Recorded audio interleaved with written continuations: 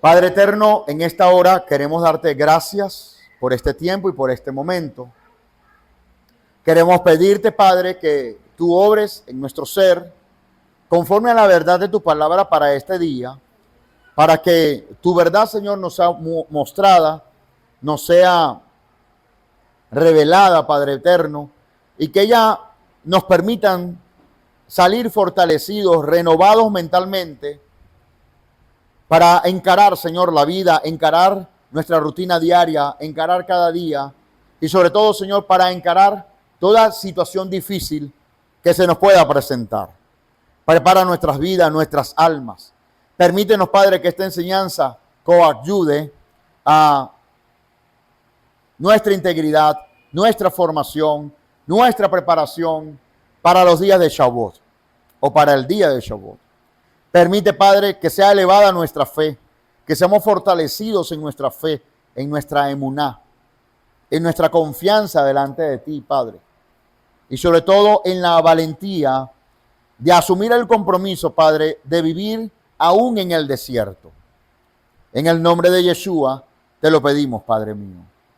Asimismo te pido, Señor, que este objetivo alcance a cada una de aquellas personas desde la audiencia de YouTube que pueda contactarnos, que pueda, Padre eterno, ser parte de esta enseñanza. Te pedimos tu ayuda divina, tu fortaleza espiritual, Padre eterno, para con ellos, para que esta palabra, Señor, haya cabida en sus almas y con ellos, Señor, ellos puedan seguir rectificando y mejorando cada día en función a sus decisiones. En el nombre de Yeshua, amén y amén. Esta porción de las Escrituras lleva por título Bemidbar, tal cual como se llama el libro que empezamos ahora a estudiar. Cuento acá un poco de historia para que nos ubiquemos en el contexto teológico de este libro. Este libro, en nuestras Biblias hispanas, versiones hispanas, se conoce como el libro de Números. Números. Y es que la gente que tradujo desde la Septuaginta creyó importante cambiar el nombre por un nombre que se asociara con el inicio del libro, que en este caso consistía en hacer un censo, como podemos leerlo, ¿sí? Entonces, ese censo denotaba la cantidad de personas y de allí se derivó la idea de ponerle el nombre de Números, ¿ok? Allá hay gran responsabilidad de la Iglesia Católica en ponerle el nombre de Números. Pero la verdad es que este rollo, escrito por Moisés, bajo inspiración divina, lleva el título o nombre de Bemidbar. Y Bemidbar traduce en el desierto, porque en dicho rollo se relata la historia que vivió el pueblo de Israel en el desierto.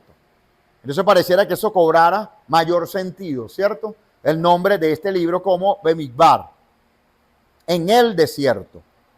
Y esta primera porción se encuentra en Bemidbar, capítulo 1, versículo 1 al capítulo 4, versículo 20. Por cierto, punto y aparte, que en algún momento usted le llame número o que usted lo lea o alguien le pregunte por el libro de números, usted no se complica la vida. Lo importante es que usted sepa desde el punto de vista histórico que este no es el verdadero nombre del libro, ¿ok? Pero no satanizamos el nombre, ni el título, ni que es impronunciable y que no se pueda pronunciar. No, lo tradujeron Números, conocemos nosotros el origen de esa historia y punto, allí quedó. Pero si usted conoce cuál es el valor real de su nombre, cuál es el nombre que usted debería darle, Bemidbar, ¿cierto? Damos la más cordial bienvenida a mi hermano José, que nos visita el día de hoy. Gracias, mi hermano, por acompañarnos. Que sea de bendición esta palabra y que el Eterno pueda hablar a tu corazón. Amén. Hashem es tan sabio que independientemente del tema que él vaya a tratar, él nos puede hablar a todos, a pesar de que estemos manejando diversidades de problemáticas, de causas, de temas en nuestras vidas personales. Hashem es poderoso para que en función a una verdad, él nos pueda regar a todos, él nos pueda alcanzar a todos. Bendito sea su nombre, amén, por ese poder extraordinario que hay de su palabra. Bien, entonces, siendo así, vamos a estar compartiendo el resumen de esta porción. En el desierto del Sinaí, el Eterno manda a realizar un censo a las 12 tribus de Israel. Moisés cuenta en el total 603.550 hombres, de entre 20 a 60 años. La tribu de Leví es contada aparte, totalizando 22.300 hombres de un mes de edad en adelante. Los levitas deben servir en el santuario reemplazando a los primogénitos, a cuyos números se aproximaban por haber sido estos últimos descalificados por su participación en la idolatría del becerro de oro. Los 273 primogénitos que no tenían un levita que los reemplace debían pagar un rescate de 5 shekel para ser redimidos del servicio. Más allá del círculo de los levitas, las 12 tribus acampaban en 4 grupos de 3 tribus cada una. Hacia el este estaban las tribus de Yehudá. Me voy a ahorrar el número de personas que habían, ¿verdad? Isahar, Zebulón, Rubén, Shimón, Gad, Efraín, Manasés, Benjamín, Dan, Asher, Naftalí. Y esta formación también era mantenida mientras viajaban. Cada tribu tenía su propio nazí, es decir, su propio líder, y su propia bandera con el color de la tribu y su respectivo emblema. Ahora quiero acotar muy aparte al tema principal acá como conocimiento general.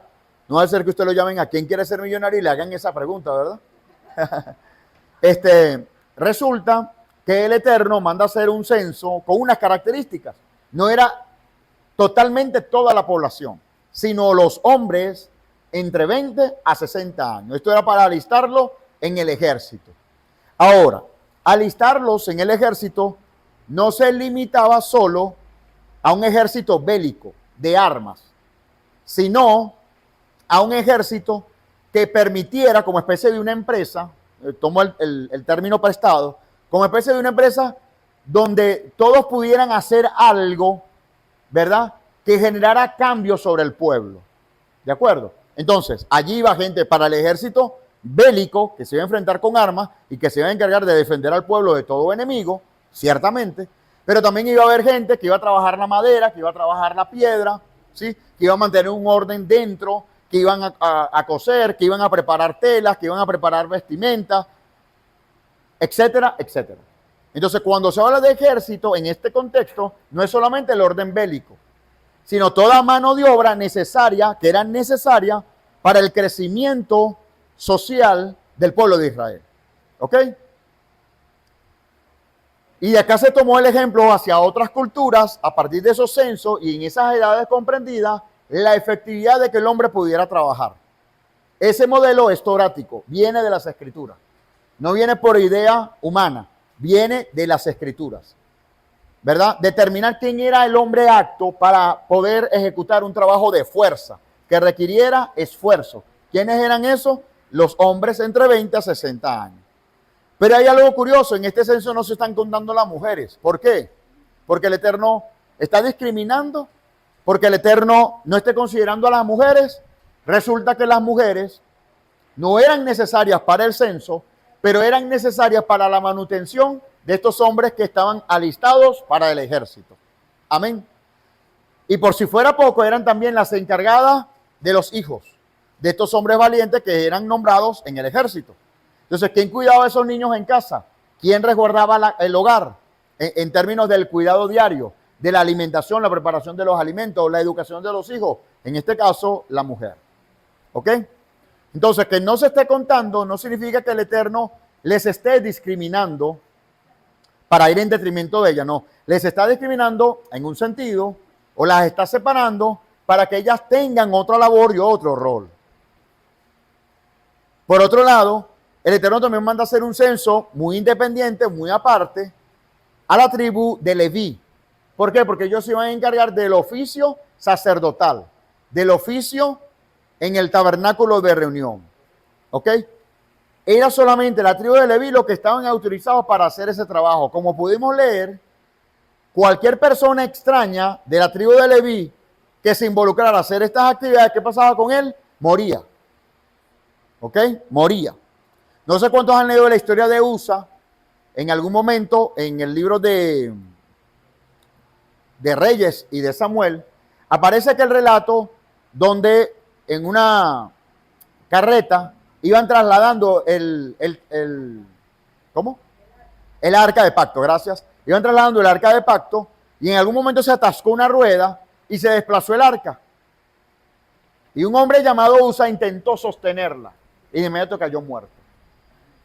¿De dónde subyace que él cayera muerto? De este principio en la Torá que declara que cualquier hombre extraño que tuviera contacto directo con los implementos, elementos, equipamiento, mobiliario de la tienda de reunión, más tarde el templo, esa persona caía muerta. Y fue lo que ocurrió con Usa. Pero eso es otra historia. Entonces, una vez que se hace este censo, el Eterno empieza a impartir una serie de instrucciones de lo que debían hacer cada uno de ellos.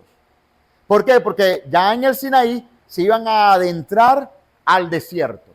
¿Ok? Entonces debían estar organizados, debían estar censados, debían estar debidamente distribuidos, bien ubicados, para empezar a enfrentarse al desierto.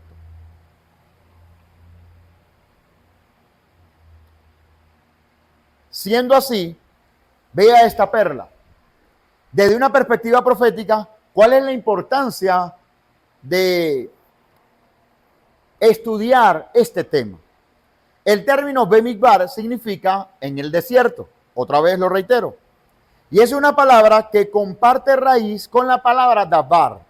¿Ok? Comparte raíz en el idioma hebreo con la palabra davar, que significa palabra o hablar, refiriéndose a cuando Hashem habla o dicta una instrucción. Esto significaría, por extensión, Bemidbar, el lugar de la palabra, o puede significar el lugar de la palabra. O sea, el lugar donde el Eterno dio la palabra a su pueblo. Baruch Hashem, nuestra comunidad se llama Beit Davar. Este término, o estos términos en hebreo, traducen casa de la palabra, Davar, así como lo está viendo allí. Beit Davar, casa de palabra, casa de la palabra. Que su palabra no escasee en medio nuestro, nunca jamás en esta casa. Amén. Entonces, si Bemidbar pudiera significar el lugar de la palabra del Eterno, en este caso, en el pensamiento hebreo, el desierto simboliza un lugar de encuentro con Elohim. Entonces, acá hay un primer paradigma que debemos quitar de nuestra mente, y es aquella idea religiosa cuando comparamos momentos de vacíos, de depresión y de tristeza en nuestras vidas, lo relacionamos con un desierto, ¿sí? Está en el argot del cristiano decir, cuando se siente mal, estoy acá en un desierto. Estoy acá enfrentando un desierto. Tiene su lugar. Pero la verdad es que cuando profundizamos mucho más en las Escrituras, es el lugar desértico precisamente por estar carente de muchas cosas. En un sentido, te acerca mucho más al Eterno. Y el ejemplo vivo lo podemos ver con la historia del pueblo de Israel. Cuando ya ellos están en el desierto, que no son una nación propia, que no tienen una tierra propia, que no tienen sus propias propiedades, valga la redundancia, ¿verdad? En ese momento, tras todas estas carencias, hasta querían regresar a Egipto, porque en Egipto aún esclavos estaban organizados. Pero en el desierto, en medio de la nada, carente de muchas cosas, sin agua, por cierto, sin abundancia de alimentos hasta cierto punto, hasta que el Eterno les proveyó, etcétera, etcétera. En ese desierto es cuando el Eterno les habla desde el Sinaí. Entonces parece contradictorio, ¿verdad? Porque ¿cómo es que el Eterno se va a revelar en un desierto? ¿Por qué no se reveló en un oasis? Que también lo hizo en una parte de la historia de las Escrituras, según las Escrituras. Pero, ¿por qué es en el desierto donde Él les muestra sus instrucciones, les muestra sus principios, sus mandamientos, les da toda una serie de instrucciones para que ellos se organizaran como nación y pudieran proseguir y sobrevivir al desierto, etcétera, etcétera? Porque es allí donde el Eterno se revela. Porque es en medio de las carencias donde tú te vas a ver necesitado del Eterno. Y humanamente es así por excelencia. El ser humano, mientras lo tiene absolutamente todo, pocas veces se acuerda del Eterno. Lamentablemente, nuestra tendencia errática en nuestra vieja naturaleza y en nuestra naturaleza pecaminosa es buscar al Eterno es cuando le necesitamos. Pero bástase que un día no no tengamos otra necesidad para olvidarnos del Eterno. Entonces allí es donde el Eterno condiciona en tu vida esos momentos desérticos, pero no para dejarte solo, sino para brindarte una oportunidad para que Él se pueda revelar a tu vida y tú empiezas a tenerle sentido de orden a tu vida. ¿Lo estás viendo? Entonces todos sin excepción hemos de atravesar, y por cierto te adelanto, vas a seguir atravesando mientras estés vivo, algunos desiertos, etapas desérticas en tu vida. Claro que sí. Pero cuando esas etapas desérticas se acercan a tu vida, es porque Hashem está muy cerca a ti para revelarte su palabra y su instrucción. Todo está en que nosotros prestemos atención en ese momento de vacío para recibir su palabra, sea porque escudriñe las escrituras, sea porque escuche una enseñanza, sea porque asista a la comunidad para recibir su palabra, sea porque lea las escrituras, etcétera, etcétera. Lo importante es entender que si estoy en el desierto, no es para ausentarme o aislarme por completo, sino que si estoy en un desierto, es el momento más sensible de mi alma para escuchar o atender lo que el Eterno quiere enseñarme o mostrarme. Nunca lo olvidemos. Fue en un desierto donde Hasatán se le manifestó a Yeshua, a Jesús de Nazaret, al Mesías. Vamos a dar algunas referencias de ello, porque en el desierto, así como se revela el Eterno, también se puede manifestar Hasatán. ¿Qué sucede? Que si estamos fortalecidos en el desierto, tú vas a discernir cuando te habla el Eterno o cuando te habla Hasatán. Pero si estás debilitado, pudieras quedar convencido de Hasatán. Y allí es donde está el peligro de tomar decisiones erráticas que me desvían del camino que el Eterno me ha trazado. De allí entonces cobra todo un nivel de importancia esta primera temática de Bemidbar, el libro de Números.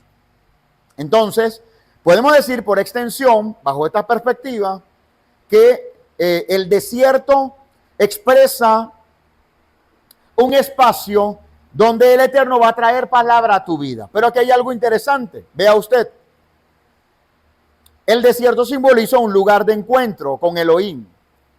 Perdón, el desierto, sí, el desierto, más que un lugar, ¿verdad? En primera instancia es un lugar, llevándolo a lo literal, pero más que un lugar, es un estado espiritual donde el Hijo de Dios puede escuchar la voz del Todopoderoso y conocer su palabra. Entonces, asimilamos mentalmente que el desierto es malo, es desagradable. Y yo por temor huyo o me ausento o me aíslo. Me voy a un lugar apartado, solitario. Me aíslo por completo del Eterno o de su obra. También puede darse el caso. La invitación que el Padre nos hace es que el concepto de desierto como estado espiritual a nuestras almas podamos vivirla, afrontarla. ¿Sabes qué? No tengo ganas de nada, pero aún así voy a leer las escrituras. Haga ese ejercicio. Yo me he entrenado en ello. ¿No cree usted que cuando yo leo las escrituras y siempre que yo leo las escrituras y siempre que yo estoy acá, está todo mi ánimo al 100% por hacerlo? A veces no, estoy agotado. Pero entiendo por disciplina, por entrenamiento, ¿sí? Que debo echar a un lado mi viejo hombre por darle lugar a mi hombre interior, el hombre espiritual. Es válido, no es hipocresía. Es válido sentirse sin ganas, es válido. Es válido sentirse triste, apocado, fastidiado, es válido. Lo que no es válido es que te dejes dominar por ello, ¿sí? Sino que no tengo ganas, pero me impulso, agarro fuerza, ¿sí? Ore al Eterno, mi amado. Una forma de cobrar fuerza es orando al Eterno. Por cierto, sin fuerza, ¿sí? Porque si yo no tengo fuerza, ni siquiera para andar, para esforzarme por una causa, mucho menos lo voy a tener para orar. Porque si no tengo el esfuerzo para hacer algo que me pueda gratificar mi alma, por ejemplo, tengo que buscar agua. Aquellos que sufren de crisis de agua y tienen que buscar agua y tienen fatiga. Pero, ¿sabes? Te esfuerzas y buscas finalmente el agua o te vence la fatiga y pues no buscaste el agua. Si eso es por el agua, imagínate tú con la oración, que es un medio espiritual. Menos lo vas a hacer. Entonces, ¿qué es tremendo? estar agotado, fatigado, desanimado para hacer algo, pero aparte de orar por eso. Entonces mi invitación es sencillo, la ecuación no es profunda, es a pesar del desánimo, orar. Entonces en la oración le vas a pedir al Eterno que cobres fuerza, que renueva tus fuerzas. Y entonces de pronto el Espíritu del Eterno emerge en ti y empieza a dominar al viejo hombre. Y de pronto cuando ya no tenías ganas de hacer algo, de pronto te levantas porque ahora sí quieres hacerlo. Y vas determinado. Y lo tremendo es que cuando obtienes resultado de aquello, tú mismo te preguntas, bueno, ¿por qué no hice esto antes? Me fue sencillo ahora, porque antes no pude hacerlo. ¿Por qué? Porque la fatiga te envolvió a tal manera de detenerte en el camino. Porque cuando estamos en la etapa del desierto, en la carencia de tantas cosas que provoca, ¿qué provoca hacer? Nada, nada. Y eso es para todos, mis amados. No provoca hacer nada. En la carencia de todo, no provoca hacer nada. Pero entonces es donde debemos recobrar fuerzas, orar al Eterno, para que Él influya esfuerzo, ánimo, energía a mi vida para poderme levantar y vencer al viejo hombre que está pausado en un desierto. ¿Ok? Entonces vámonos a un primer ejemplo, según las Escrituras, con respecto a la actitud de Yeshua en el desierto. Estuvo en un desierto. ¿Sí? Él estuvo en un desierto. ¿Qué nos enseña nuestro maestro de estar en el desierto? Les invito a todos, por favor, a que se ubiquen en Mateo, Evangelio de Mateo, capítulo 4, versículo 1 al versículo 11. Mateo capítulo 4, versículo 1. Aquí me equivoqué. Mateo capítulo 4, versículo 1 al 11. Voy a hacer algunos énfasis de este extracto de las Escrituras. Dice, entonces Yeshua fue llevado por el Espíritu al desierto. Escúcheme. Yeshua fue llevado por el Espíritu al desierto. ¿Sabías tú que eventualmente ciertos desiertos que vives en tu vida es porque el Espíritu te ha enviado a ese lugar? Hay algunos buscados por nosotros, por descuido. Pero hay otros donde el Espíritu de Dios te está guiando. Te expone a ese desierto para probarte. Entonces, Yeshua fue llevado por el Espíritu al desierto. ¿Para qué? Para ser tentado. No para ser bendecido. Para ser tentado. ¿Por quién? Por Hasatán. Por cierto que estoy en un grupo... estoy en un grupo de gente que estudia las Escrituras, pero no desde el punto de vista espiritual o religioso, sino desde el punto de vista agnóstico. El Eterno me guarde, ¿verdad? De esas ideas. Pero estoy en un rol dentro del grupo y es confrontar realidades. Y este grupo, por razones históricas, defienden la tesis de que el diablo no existe. Y se tienen los argumentos, incluso por las Escrituras, evidencias circunstanciales, de que Satanás no existe. Y en algún momento que abrieron la pregunta, bueno, finalmente, con todos estos argumentos, ¿cree usted que Satanás, el diablo, existe? Y yo le digo, yo sí creo que existe.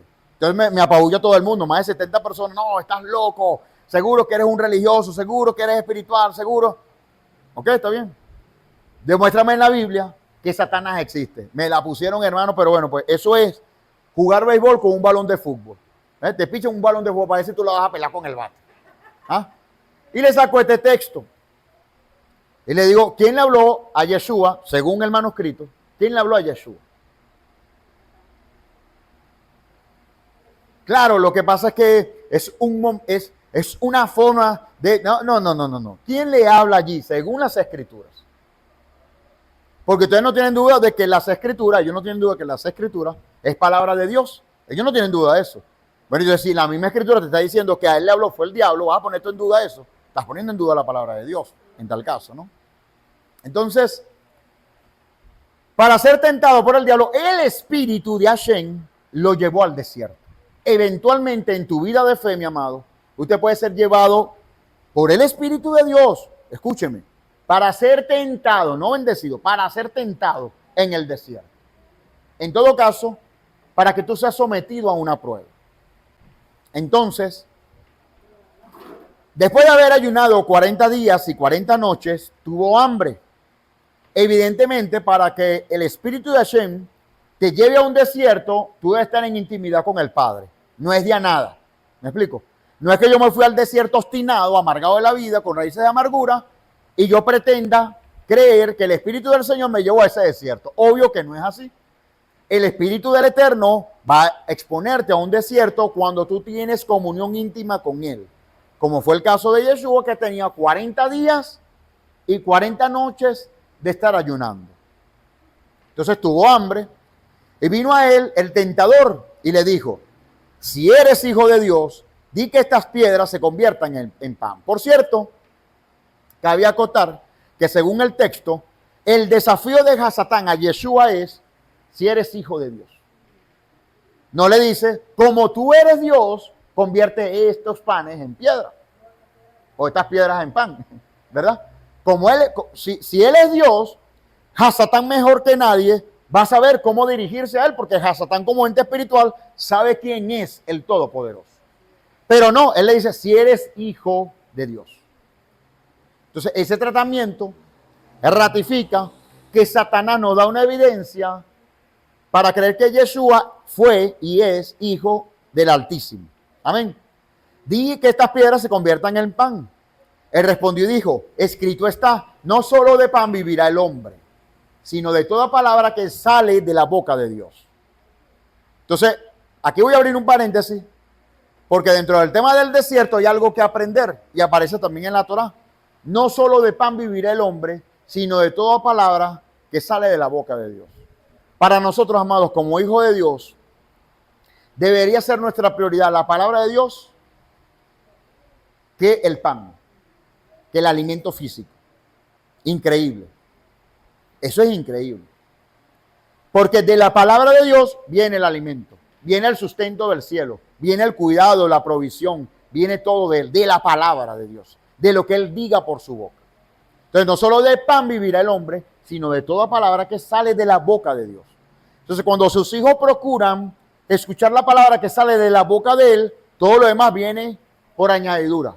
Todo lo demás es garantizado porque es por su palabra que se vino a dar lo que no existía. Entonces, si tú no tienes alimento, no tienes pan, tienes necesidad de alimento, tu prioridad no es ir detrás del alimento en la procura de esforzarte más por ganar más dinero para obtener el alimento. Es una forma humana de luchar por esa causa. No la critico en términos humanos. Pero como hijo del Eterno, yo debería procurar la palabra que sale de la boca del Señor, porque su palabra me va a dar una instrucción mucho mejor, formidable, que me va a permitir a mí tener en consecuencia ese pan que necesito, ese alimento que necesito. ¿Lo puedes ver? ¿Caes en cuenta? Entonces, nuestra prioridad ante cualquier necesidad de enfermedades, de carencias de alimentos, económica, financiera, cualquier necesidad que tengamos, la primera que tenemos que buscar no es satisfacer en sí mismo la necesidad, de momento, a nivel prioritario, quiero decir. A nivel prioritario es buscar la palabra de Hashem. Si busco la palabra de Hashem, la palabra que salga de su boca va a sustentar y a satisfacer la necesidad que tengo en ese momento. ¿Sí? Y usted me dirá: sí, no, pero eso no va a venir a trabajar por mí para yo tener mayores ingresos, ¿cierto? No te lo voy a discutir. Debes esforzarte. Pero cuando la palabra de él salió de su boca, te dio fuerzas, te dio sabiduría, inteligencia para trabajar mejor, para desempeñarte en un mejor empleo, para desempeñarte en un mejor emprendimiento, ¿sí? Y de allí puedas producir y en consecuencia atraer y satisfacer la necesidad que estás teniendo. Ese es el punto. Y perdemos de vista en nuestra humanidad natural, perdemos de vista esa prioridad delante del cielo. Pruebe al Eterno, mi amado, en ese punto de la carencia. No te vas a quedar de brazos cruzados. Yo lo que te estoy pidiendo es que antes de actuar por un esfuerzo genuino, por alcanzar aquello que necesitas, voltéate al cielo y dile al Padre que te dé su palabra, que te revele cuál es el paso a seguir. Y después te esfuerces todo lo que tú quieras, Pero que tu prioridad sea buscar la palabra que sale de la boca de Hashem. Estando en el desierto, ¿verdad? Él respondió y dijo, escrito está, no solo de pan vivirá el hombre, sino toda palabra que sale de la boca de Dios. ¿Por qué esta referencia? Porque él tiene hambre. ¿Por dónde ataca a Satán? Por tu necesidad. La necesidad de Yeshua era que tenía hambre. Entonces no le iba a hacer otro tipo de propuesta. La primera propuesta era generarle la ambición en su corazón por convertir las piedras en pan. Porque él tenía hambre. Él va a atacar por la necesidad. Satanás va a atacar por la necesidad. ¿Cuál es tu necesidad? ¿Sentimental? ¿Económica? ¿Cuál es tu necesidad? Porque por allí es que Satán te va a atacar. Entonces, Yeshua, por supuesto, está bien claro con la prioridad, le da esta respuesta, y entonces el maligno le lleva a la santa ciudad y le puso sobre el pináculo del templo y le dijo, si eres hijo de Dios, échate abajo, porque escrito está, a sus ángeles mandará cerca de ti. Satanás le habló a Yeshua por la palabra del Eterno, por la Torah. La conoce. Si había algo que estaba diciendo Satanás en ese momento, era una verdad, porque eso sale en la palabra. ¿Qué quiero decir con esto? ¿Y qué debemos aprender con esto cuando estamos en el desierto?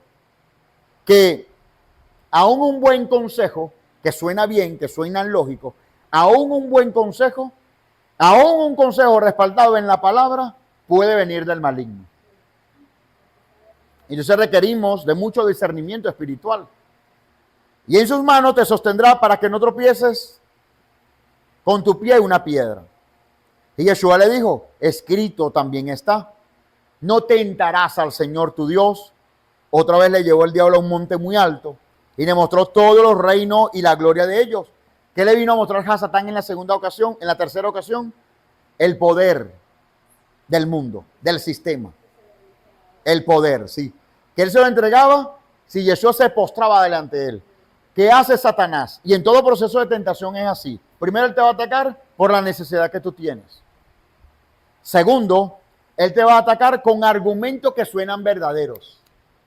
Argumentos reales, incluso argumentos bíblicos, como les decía.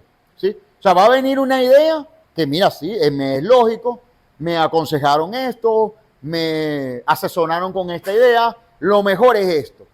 Por ejemplo, ¿no? Entonces, como suena lógico, yo lo asumo. Pero que si el Eterno no está en el asunto. Entonces, es importante velar, entre otras cosas, mis amados, que todo consejo o recomendación que nos llegue para nosotros tomar una decisión, veamos de qué fuente procede. ¿Sí? Tratándose de Satanás, Satanás utilizó la misma palabra. Tratándose de un ser humano, ¿de dónde procede esa fuente? Procede de la palabra, porque un testigo de Jehová te puede dar un buen consejo, pero ¿cómo es su vida? Un mormón te puede dar consejo a partir de la palabra de Dios, pero ¿cómo es su vida?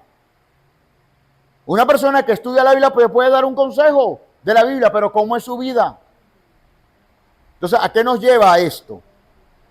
A recibir el consejo sabio de una persona que da por fruto una rendición al Eterno. ¿Sí lo ves? Y en tercer lugar, le muestra entonces el poder. ¿Cuál es la mayor necesidad que cualquiera pueda tener? Poder. Porque con el poder puedes obtener muchas cosas. Entonces le muestra los reinos de esta tierra. ¿Sí? Y en ese momento, él le dice, yo te los entregaré si postrado me adoraras. Entonces, la tentación tiene tres facetas. Otra vez la repaso. Número uno, él te va a atacar por tu necesidad. Número dos, él te va a hablar cosas razonables, aún por la misma Biblia. Y número tres, él te va a ofrecer poder. Y ahí es donde tenemos que tener, amados, muchísimo discernimiento. Porque cuando te proponen poder, capacidad para hacer algo, una oferta salarial muy buena, un empleo muy bueno, pudieras eventualmente traicionar tus propios valores. ¿Me explico? Entonces es donde Satanás te dice, yo te hago esta propuesta si tú me adoras. Y la forma de adorar no es que él viene y te dice, yo soy Satanás, arrodíllate delante de mí. No va a ser de esa manera. Es ofreciéndote una buena propuesta para que tú accedas a ser parte de la propuesta. ¿Sí lo ves? Entonces no es que literalmente Hasatán va a hablarte, sino que la propuesta se ve tan atractiva, gracias, tan atractiva que tú cedes y dejas tus valores a un lado. Sacrificas aspectos a un lado. ¿Sí lo ven? A eso le ha pasado a mucha gente. Gente se ha ido del país dejando a sus hijos, por ejemplo, ejemplos que menciono, por propuestas muy buenas afuera. Y luego esa propuesta los envuelve a tal manera que abandonan acá a sus hijos. Lo que iba a hacer por 6 meses, por 3 meses, por 1 año, se convirtió en 2, 3 años, todavía no los he visto. Así es. Hay un cuadro cercano a mi círculo, una persona no creyente, se fue a Perú inicialmente, a Ecuador, perdón, y después pasó a Perú. Cuando él no es creyente, repito, y él me tocó la puerta por el punto, le dije, ¿qué edad tienen tus hijos? Me dice, uno tiene 10 años y otro tiene 8. Yo le dije, vela, porque si te agarra por fuera estando ellos adolescentes, los puedes perder. Porque si ella lo que necesita el adolescente es reforzar la figura paterna. Tú vas a ser el techo para ellos, para conducirlo. Tiene razón, voy a tomar eso en cuenta. Él se fue y en medio de sus ocupaciones fuera del país, fueron pasando los años. Ya tiene 6 años por fuera. Su hijo mayor alcanzó ya los 16 años. ¿Sí lo ves? Y llegó un punto, al principio se llamaban semanalmente, después cada 3 semanas, después mensualmente, después de 2 meses, después de 3 meses. Hubo un año que fue en diciembre, por el tema navideño. Aquello se espació. Y en algún punto, él lo llamó para felicitarle por su cumpleaños. Y a la distancia, mientras mamá atendía el teléfono, y le dijo, dile a él que me toma el teléfono, que lo quiero felicitar, le quiero dar unas palabras. Él escuchó en el teléfono a cierta distancia, cuando su hijo le dijo, ¿quién, papá? ¿Es mi papá? No, déjalo así. Hago tanto tiempo sin verlo. Déjalo así, dile que estoy ocupado ahorita. Y el hombre se quebró, quedó en una sola pieza, allí con el teléfono en la mano. Porque una propuesta inicial lo engañó. Porque yo sé que todo padre que pudiera ver el futuro y ver que una muy buena propuesta te lleva a destruir o a alejarte de tu familia, tú no la aceptarías. ¿Me entiendes? Entonces yo sé que de buena fe él aceptó una buena propuesta. Pero ¿a qué precio? Por alejarse de su familia. ¿Sí lo ven? Entonces es sumamente delicado. Bien, seguimos entonces con este caso de Yeshua en el desierto. Yeshua le responde a Hasatán ante esta propuesta de entregarle todos los reinos y la gloria de ellos.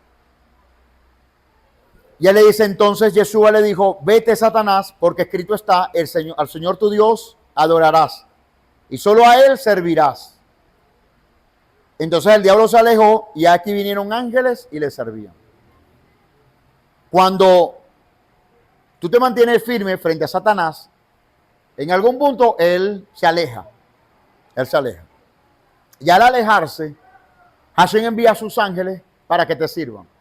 Y esos ángeles no se limitan a seres espirituales que supuestamente tienen alas. No. Se refiere a gente de tu entorno que viene a socorrerte, viene a ayudarte porque tú no cediste a la propuesta de Satanás de otorgarte poder. Entonces, repito otra vez, estar en el desierto no es del todo malo porque nos permite acercarnos con el Eterno. Todo está en discernir y reconocer los tiempos porque en el desierto, así como el Eterno puede manifestarse a su vida, también lo puede hacer el maligno. Ahora, 3 señales para entender que el maligno es quien te esté tentando. Número 1, Hasatán te va a atacar por tu necesidad o tu debilidad, que en parte viene a ser una necesidad. Ajá. Número 2, él lo va a hacer desafiándote, hablándote de una verdad que sea razonable, de una realidad razonable, un argumento razonable, para que tú quedes convencido. Y número 3, él te va a proponer poder para que tú le adores a él. Lógicamente, Yeshua está bien plantado, marca su posición por las Escrituras y Satanás se aleja. Y es cuando el Eterno entonces envía a sus ángeles para que vengan y les sirvan. Ahora, quiero compartir con todos un planteamiento del apóstol Pablo en la primera carta a los Corintios, capítulo 10, versículo 1 al 11, donde él hace referencia precisamente a este pueblo de Israel que estuvo vagando en el desierto. Porque aquí hay aspectos que debemos valorar. Vea usted, dice la Escritura, no quiero, hermanos, que ignoren lo que nuestros padres, o que nuestros padres tuvieron todos bajo la nube y todos pasaron por el mar. ¿Cuándo pasó eso? ¿A quién se está refiriendo el apóstol Pablo acá? A los ancestros de los israelitas, el que es judío en esa comunidad, ¿verdad? Él dice, nuestros padres estuvieron bajo la nube y pasaron el mar. ¿Cuándo estuvieron bajo la nube? Cuando salieron de Egipto, cuando estaban en el desierto y una columna de nube los cubría de día. Allí se está refiriendo el apóstol Pablo. Luego dice, y pasaron el mar. ¿A qué mar se refieren? Al mar rojo, al mar de los juncos, ¿verdad? Bien, sigo al versículo 2. Que todos, en unión con Moisés, fueron bautizados en la nube y en el mar. ¿Por qué fueron bautizados? ¿Qué tiene que ver esta palabra? Realmente la palabra no debería ser bautizo, sino sumersión o purificación. ¿Ok? Entonces, en el agua, dice que el pueblo atravesaba, dicen los historiadores que el pueblo atravesaba el mar y salpicaba el agua. Y eso humedad sobre su cuerpo también les purificó de todo aquello que traían de Egipto. Pero por otro lado, que estuvieran cubiertos, sumergidos en el sentido de estar debajo de la nube, ¿verdad? Les permitía al pueblo también como un estado de purificación. Ahora bien, unidos con Moisés, todos comieron el mismo alimento espiritual. Todo el pueblo comió el mismo alimento espiritual. Lo que Hashem le revelaba a Moisés, Moisés se lo daba a todo el pueblo en general. Y todos bebieron la misma bebida espiritual. Porque bebían de la roca espiritual que los seguía. Esa roca era el Mesías. Él está hablando de que aquella roca, en una analogía, y más que analogía, en un sentido profético, él está diciendo que aquella roca que hirió Moisés, ¿conocen la historia? Cuando Moisés hirió la roca para que bebieran agua, esa roca en términos espirituales representa al Mesías. Y esa alusión, ese drash, lo está trazando acá el apóstol Pablo en relación con esta historia del pueblo de Israel en la Torá, trayéndolo a una carta, en la carta dirigida a los Corintios. Eso se ve a usted. Por lo cual esa roca era Cristo, era el Mesías. Pero de la mayoría de ellos no se agradó Dios. Todos comieron el mismo alimento, la misma bebida, todos atravesaron el mar y todos estuvieron cubiertos bajo la nube, todos. Pero no a todos les agradó Dios. Por lo cual te quedaron tendidos en el desierto. ¿Qué dice la historia? Que toda una generación murió en el desierto, pero otros pasaron. ¿Ok? Ahora bien, sus hijos pasaron. Vamos al versículo 6. Estas cosas sucedieron como ejemplo para nosotros, para que no codiciemos cosas malas, como ellos codiciaron. ¿Qué codiciaban ellos?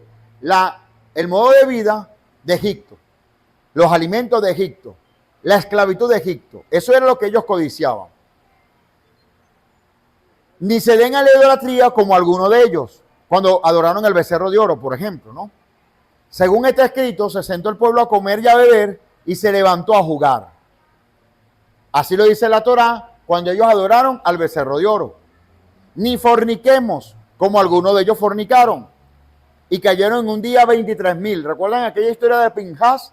Cuando llegaron las mujeres moabitas a engañarle y todos los hombres se acostaron con las mujeres moabitas. Vino una plaga sobre ellos como una sentencia de la ira del Eterno y murieron 23,000 en un solo día. Ni tentemos al Señor, como también algunos de ellos lo tentaron. ¿Cuándo? Cuando murmuraron.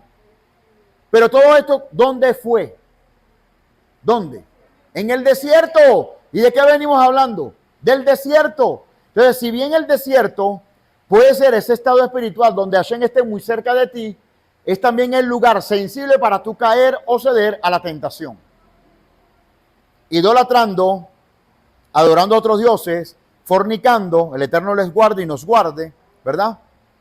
Codiciando, ni tentemos al Señor como algunos de ellos lo tentaron y perecieron por las serpientes, ni murmuremos como algunos de ellos murmuraron y perecieron por mano del destructor. Todas estas cosas le acontecieron como ejemplo y están escritas para amonestarnos a nosotros que vivimos en estos tiempos finales. Tiempos finales en los días del apóstol Pablo. Imagínense ustedes, si era un tiempo final para los días del apóstol Pablo, ¿cuán finales marcan estos tiempos? ¿Cómo será el planteamiento? ¿Cuánto más cerca estaríamos de los tiempos finales en estos días? 2000 años después. Entonces, esto te habla de que debemos cuidarnos cuando estamos en el desierto. ¿Estás en este preciso instante en un desierto? Revísalo. Hashem te va a entregar herramientas para tú poder soportar este desierto y poder seguir avanzando. ¿Ok? Y acá paso a una advertencia. En Hebreos, capítulo 3, versículos 7 al 19, declara la Escritura lo siguiente. Si oyen su voz, no endurezca vuestros corazones. Van a buscar en su Biblia porque no, por el tamaño del texto no lo copié todo. Hebreos, capítulo 3, versículos 7 al 19. Si oyen su voz, no endurezca vuestros corazones, como en la provocación, en el día de la tentación, en el desierto, donde me tentaron vuestros padres, me pusieron a prueba y vieron mis obras 40 años. Si oyen su voz, no endurezcan vuestros corazones, como en la provocación, en el día de la tentación, en el desierto. ¿A qué se está refiriendo el escritor? Aquella vivencia del pueblo de Israel en el desierto, donde me tentaron vuestros padres, me pusieron a prueba y vieron mis obras 40 años. Por eso me disgusté con aquella generación y dije, siempre andan vagando en su corazón y no han conocido mis caminos. Por tanto, juré en mi ira, no entrarán en mi reposo. Versículo 11, vamos a leerlo hasta el 19. Estamos en el versículo 11. Cuídense, hermanos, de que ninguno de ustedes, por favor, reciban esto de parte del cielo, amén. Cuídense, hermanos, de que ninguno de ustedes tengan un corazón pecaminoso e incrédulo, que los haga apartarse del Dios vivo. Definitivamente, amados, si estamos en un estado pecaminoso e incrédulo, nos apartamos, es una consecuencia, nos apartamos del Todopoderoso. Entonces debemos cuidarnos, dice acá el escritor, debemos cuidarnos. Anímense unos con otros cada día para que ninguno de ustedes se endurezca por el engaño del pecado. Amén, amados. Cuando el individuo, el creyente, endurece su corazón, él no lo endurece por decisión propia. Yo quiero endurecerme y no le voy a hacer caso a nadie. Esa no es la actitud. Sino que por causa del pecado el corazón se va endureciendo progresivamente y sin darte cuenta llega a un punto donde llegas a ese endurecimiento y entonces te alejas del Eterno. Tú no lo decides, tú no lo percibes. ¿Ok? Entonces cuando te hablan del Eterno, aquello carece de sentido. ¿Sí? Todo lo objetas, todo lo argumentas, no lo crees, te haces incrédulo, porque se ha endurecido el corazón. Esto es un estado espiritual peligrosísimo, mi amado, que eventualmente puede exponerle a usted a perder incluso la salvación. Porque te hace insensible incluso para arrepentirte delante del Dios de los cielos. Entonces, dice acá, se endurezca por engaño del pecado, es por engaño. La gente se endurece por engaño. Hemos llegado a tener parte con el Mesías si en verdad mantenemos firme hasta el fin la confianza que tuvimos al principio. Es decir, que ese amor y esa confianza que tú tienes por el Eterno, desde el momento que creíste en Él, tú puedas cultivarlo a diario para que años después te mantengas en la misma sintonía con Él, ¿no? Versículo 15, como acaba de decir, si ustedes oyen hoy su voz, no endurezcan sus corazones como sucedió en la rebelión. Ahora bien, ¿quiénes fueron los que oyeron y se rebelaron? ¿No fueron acaso todos los que salieron de Egipto guiados por Moisés? ¿Y con quiénes se enojó Dios durante 40 años? ¿No fue acaso con los que pecaron, los cuales cayeron muertos en el desierto? ¿Y a quiénes juró Dios que jamás entrarían en su reposo, sino los que le desobedecieron? Como podemos ver, No pudieron entrar por causa de la incredulidad. La incredulidad nos puede inhabilitar. La incredulidad nos puede deshabilitar. ¿Ok? Por causa de un corazón endurecido. Y eso nosotros tenemos que guardarlo, y por eso pongo el título de una advertencia cuando estamos en el desierto. Hashem nos ayude, amén. Hashem poderoso, queremos pedirte en esta hora que nos dirijas, nos conduzcas. Queremos pedirte en esta hora, Padre eterno, que renueve nuestro entendimiento, que incrementes el compromiso de cada hombre acá en la comunidad y de todo hombre que nos pueda estar conectándonos a través de YouTube. Incrementa nuestras fuerzas, Padre eterno. La cultura del matriarcado sumó un daño, Señor, a nuestras vidas. Y nosotros hoy por hoy renunciamos nuevamente, Señor, a toda influencia del matriarcado que yo haya vivido. Una vida de consentimientos en la niñez. Si yo fui el hijo varón último entre mis hermanos, me hizo daño para no ser independiente, para depender siempre de otro. Yo te pido, Padre eterno, que estos patrones tú los rompas de nuestras vidas, Padre. Todo hombre que fue un hijo consentido, que le llevaban la comida hasta en la cama. Todo hombre que fue criado en la adolescencia, cuando sus padres taparon sus irresponsabilidades. Todos esos patrones, Padre, desarráigalo. Somos hijos tuyos, hijos de un varón de guerra. Y yo me quiero presentar delante de ti como un varón de guerra. Y quiero presentar a cada hombre en esta audiencia y a cada hombre que se conecta o esté conectado a través de YouTube. Quiero exponerlo delante de tu presencia, Padre, para que tú añadas valentía a nuestras almas. Valentía, Padre eterno. Nuevas fuerzas a nuestras vidas, Padre eterno. Para seguir en pie en el nombre de Yeshua. Danos fuerzas, Padre. Te pedimos perdón por cualquier inobservancia que hayamos cometido al no cobrar conciencia de nuestra propia responsabilidad, de lo que tú nos has entregado en nuestras manos y hemos descuidado, Padre mío. Yo te pido y te pedimos perdón, Padre. No lo hicimos de la mejor manera, por tantos patrones desviados, Señor, que marcaron nuestra conducta, nuestra vida. Te pedimos perdón, pero ayúdanos, enséñanos. Sea tu palabra medicina, Señor, a mi cuerpo, para comprender estas verdades, para identificarlas y rehabilitarme, ir en contra de esa maldición que estuvo en mi vida, Padre. Todo hombre que creció sin la figura paterna, te pido, Padre, que sane sus corazones. Ese patrón se convierte en una maldición para el hombre actual. Todo hombre, Padre, que haya sido señalado, que fue señalado, que fue rechazado desde el vientre de su madre, incluso. Todo hombre, Padre, que fue rechazado porque no fue aceptado en el seno de un padre o de una madre o de ambos, en el peor de los casos.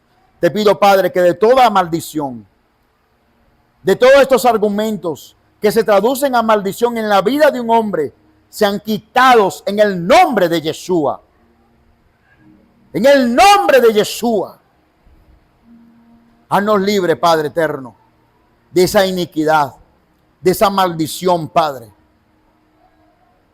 Si aceptamos aseveraciones que hicieron en contra nuestra, en que éramos pocos hombres, en que no éramos atrevidos, en que no éramos valientes, si tuvimos vacíos, Padre, que nos hicieron esconder detrás de las cortinas, detrás de las faldas, Padre eterno, rompe esa maldición en el nombre de Yeshua. Y haznos valientes, Padre, delante de ti, porque somos hijos del Dios Altísimo. Somos hijos del varón de guerra, de un varón de guerra. Y esa es la valentía, Padre eterno, que vengo a solicitarte y a pedirte. Incrementa, Padre. Llama desde los 4 puntos cardinales a todo hombre que quiera enfilarse en este ejército. En el nombre de Yeshua.